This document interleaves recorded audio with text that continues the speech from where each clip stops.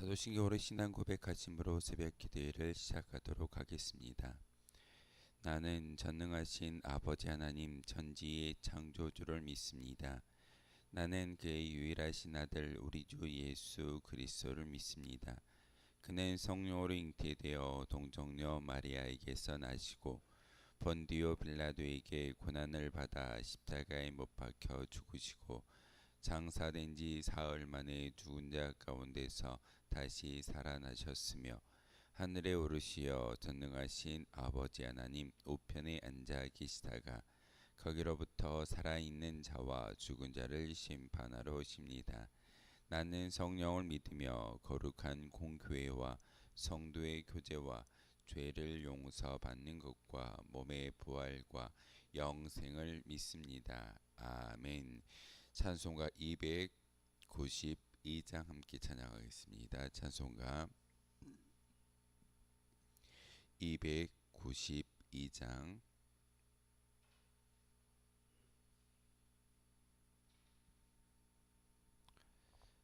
찬송가 292장입니다.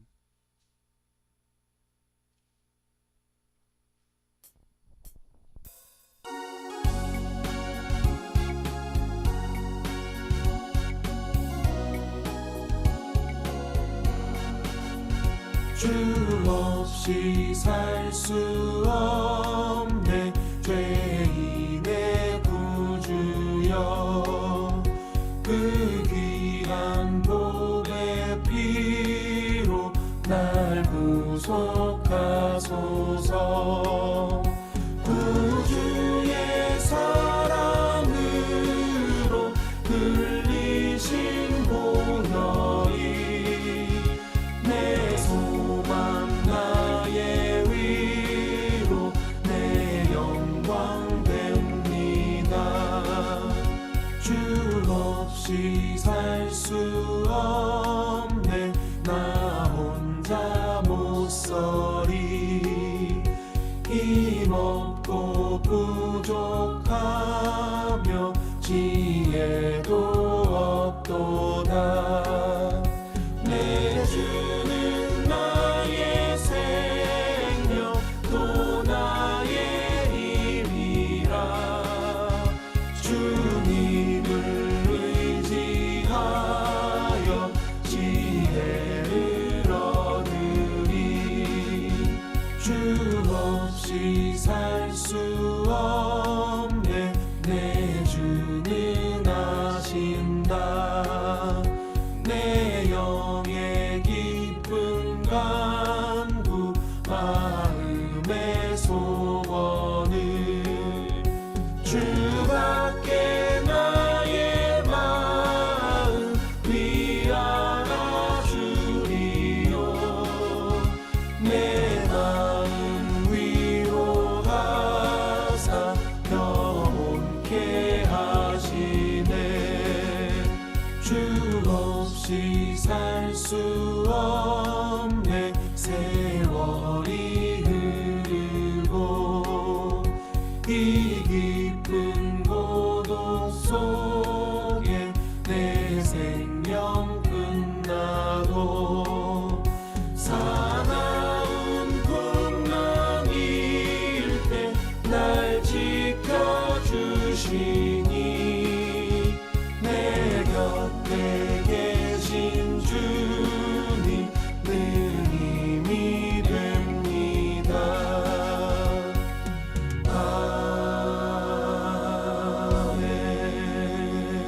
아멘. 함께 보실 하나님의 말씀은 시편의 말씀 보겠습니다. 시편의 말씀입니다. 1절부터 18절까지의 말씀 한 절씩 교독으로 하나님의 말씀 받들어 읽겠습니다. 시편입니다. 여호와여 어찌하여 멀리 서시며 어찌하여 환난 때에 숨으시나이까.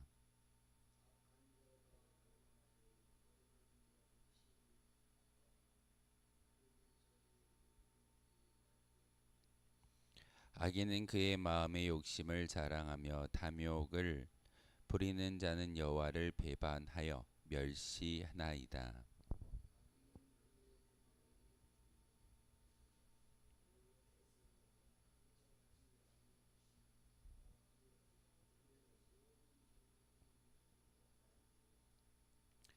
그의 길은 언제든지 견고하고 주의 심판은 높아서 그에게 미치지 못하오니 그는 그의 모든 대적들을 멸시하며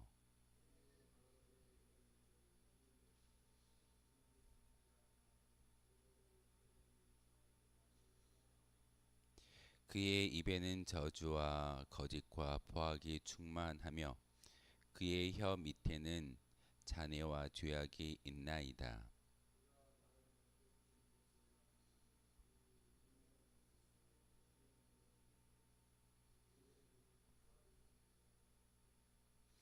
사자가 자기의 굴에 엎드림같이 그가 은밀한 곳에 엎드려 가련한 자를 잡으려고 기다리며 자기 그물을 끌어당겨 가련한 자를 잡나이다.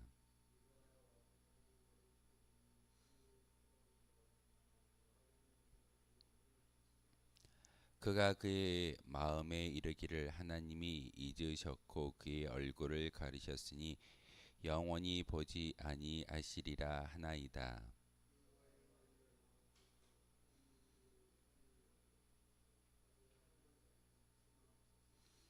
어찌하여 악인이 하나님을 멸시하여 그의 마음에 이르기를 주는 감찰하지 아니하리라 하나이까.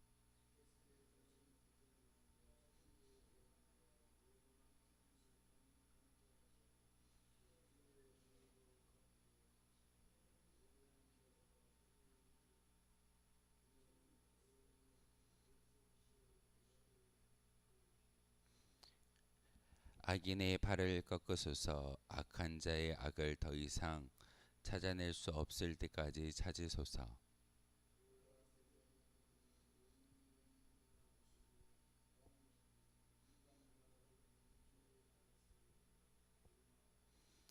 여호와여 주는 겸손한 자의 소원을 들으셨사오니 그들의 마음을 준비하시며 귀를 기울여 들으시고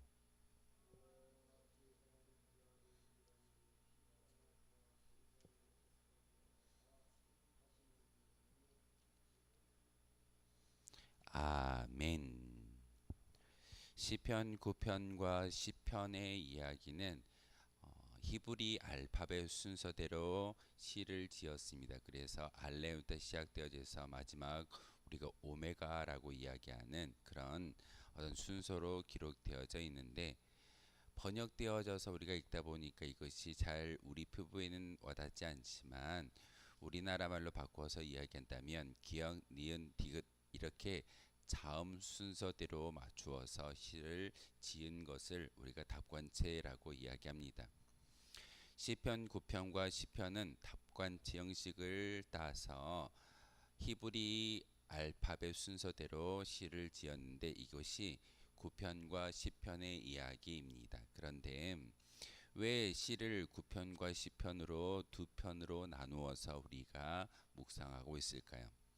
시편 9편은 감사의 시이지만 오늘 우리가 읽었던 이 시편의 이야기는 개인의 애가시입니다. 비탄시이면서 하나님 악인을 찾아내 주시고 그 악인의 모든 것들을 도말하여 주십시오라고 간청하는 것이 시인의 간구입니다.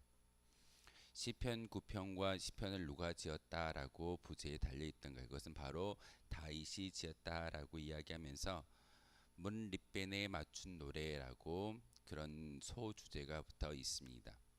시편은 각 그 편마다 작은 부제가 붙어 있고 또한 어떤 상황에서 이 시가 쓰여졌는지를 분명하게 근거를 나타내어 줌으로써 바로 이 시편을 이해하고 또한 저자의 상황을 조금 더 쉽게 파악할 수 있도록 만든 그런 책이 바로 시편의 이야기입니다.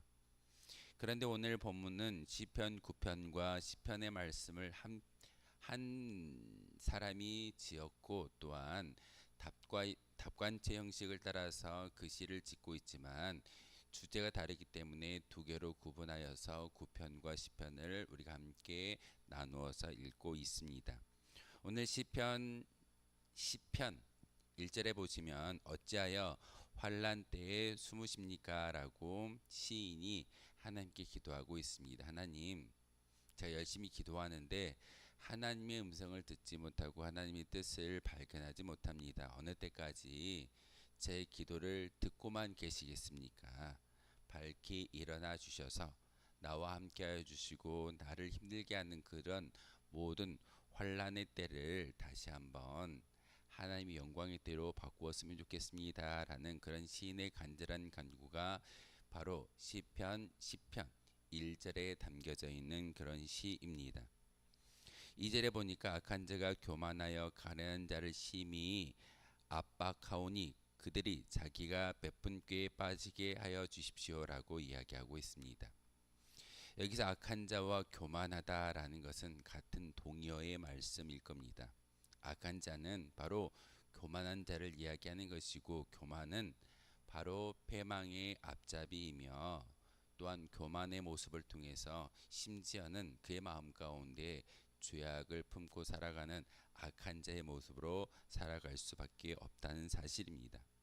그러기에 오늘 시인은 그들이 자기가 베푼 꾀에 빠지게 하여 주십시오라고 이야기하면서 그들이 놓았던 올무 가운데 빠지게 하는 것은 어찌 보면 그들의 자기 꾀에 빠져서 그 웅덩이와 올무에 걸리는 것이 악인들의 모습이다라고 시인은 다윗은 하나님께 기도하고 있습니다.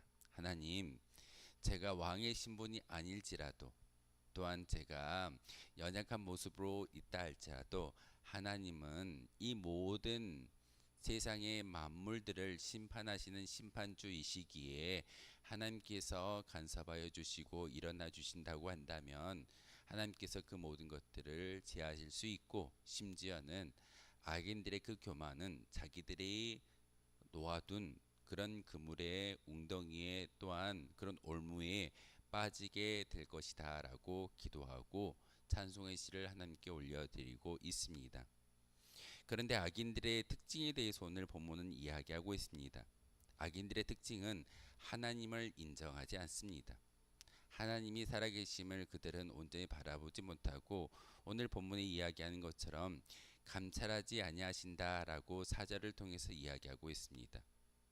하나님은 지금 이 자연 만물을 통해서 우리를 감찰하시고 우리를 지켜보고 계심에도 불구하고 악인들은 그 하나님을 찾지 못하고 심지어는 하나님의 감찰하심과 역사하심을 인정하지 않는 것이 악인들의 특징이기도 합니다. 그래서 악인들은 승승장구할 때 자기들의 노력에 의해서 이 모든 것들을 이루었다라고 이야기하면서 하나님의 도움을 인정하지 않는 자가 바로 악인들의 모습입니다. 그러면서 5절의 말씀을 통해서 그의 모든 대적들을 멸시한다라고 이야기합니다. 멸시하는 마음이 무슨 마음일까요? 자기보다 낮게 여기고 자기보다 더 천하게 여기고 자기보다 더 약한 존재임을 강하게 드러냄으로써 바로 멸시의 모습을 많은 사람들에게 보여주는 것이 바로 악인들의 모습입니다. 우리 주변에서도 조금 자기가 높은 위치에 있고 권력이 있고 힘이 있을 때 그 힘을 누리는 그 모든 사람들 가운데 겸손함보다는 교만한 마음이 있다면 그들은 그들의 마음 가운데 멸시함이 더 많이 차지하고 있기 때문에 사람을 사람으로 보는 것이 아니라 하나의 도구로 바라볼 때가 종종 있습니다. 이것이 바로 악인들의 특징인 것을 오늘 성경은 다윗은 이 시를 통하여서 하나님께 토로하고 있습니다. 그러면서 6절의 말씀을 통해서 악인의 대표적인 특징을 이야기하고 있는데 대대로 환난을 당하지 아니한다라고 이야기하고 있습니다. 이 6절의 말씀은 악인들의 마음을 그대로 표방하고 있고 악인들의 습성을 다시 한번 이야기하는 다윗의 모습입니다. 하나님의 심판이 있음을 인정하지 않는 것이 그들의 모습이며 또한 하나님은 절대 심판자로서 우리의 모든 인생을 주관하시고 또 심판하시는 분이 하나님이신데 악인들은 오늘 6절의 말씀을 통해서 나는 절대로 환난을 당하지 않을 거야. 난 절대로 심판받지 아니하고 나는 이 세상에서 승승장구할 거야라고 스스로가 자기를 높이는 위치에 있는 것이 악인들의 마음입니다. 하지만 우리가 아무리 열심히 이 세상에서 승승장구한다 할지라도 죽음이라는 관문은 우리 앞에 다 놓여져 있습니다. 이 세상에 어떠한 사람도 영원한 생명을 가지진 못하였습니다. 그러다 보니 중국의 왕이었던 진시황도 신하들을 전 세계 각곳에 보내어서 불로장생을 할 수 있는 그 약을 찾아오라라고 명령했지만 아무도 그 약을 찾아오지 못하였습니다. 이처럼 인간에게 있어서 죽음이라는 그런 관문은 죄로 인해서 우리 가운데 임하여졌던 것이고 결국은 인간은 모두 다 죽습니다. 그런데 바로 악인들은 대대로 환난을 당하지 않는다라고 이야기하면서 심판을 당하지 않을 것처럼 이야기하는 것이 악인들의 모습입니다. 그리고 7절의 말씀을 통해서 그의 입에는 저주와 거짓과 포악이 충만하며 그의 혀 밑에는 잔해와 죄악이 있다라고 이야기하고 있습니다. 언어를 통해서 말을 통해서 죄악을 품고 저주의 말을 하는 것이 악인들의 모습인 것을 오늘 본문은 다윗은 하나님께 이야기하고 있습니다. 그러면서 오늘 다윗은 이렇게 악인들의 모습이 승승장구하는 것처럼 보이지만 하나님, 제가 그럼에도 불구하고 하나님을 의지하며 하나님께 나아갑니다. 하나님, 오늘 12절의 말씀처럼 여호와여 일어나 주시옵소서라고 기도하고 있습니다. 하나님께서 일어나시고 하나님께서 손을 펼치실 때 그 모든 은혜는 하나님으로 인하여 시작되어진다라고 우리에게 가르쳐 주고 있습니다.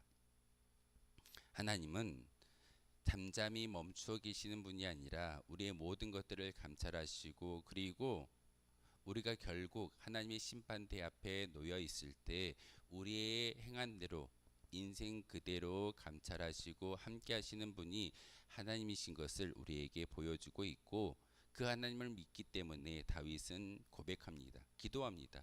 하나님 일어나 주십시오. 나와 함께 하여 주십시오.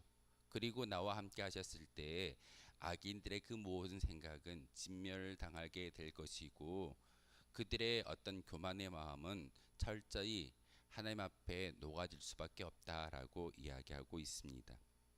그러기에 17절의 말씀을 통해서 다윗이 고백하는 것은 여호와여 주는 겸손한 자의 소원을 들으셨사오니 그들의 마음을 준비하시며 귀를 기울여 들어주십시오라고 기도하고 있습니다.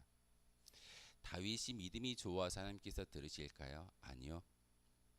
다윗이 어떤 의로운 행위를 행하였기 때문에 하나님께서 그의 기도를 들으시는 것이 아니라 철저히 낮아지고 하나님 저는 아무것도 할 수 없습니다. 연약한 종입니다.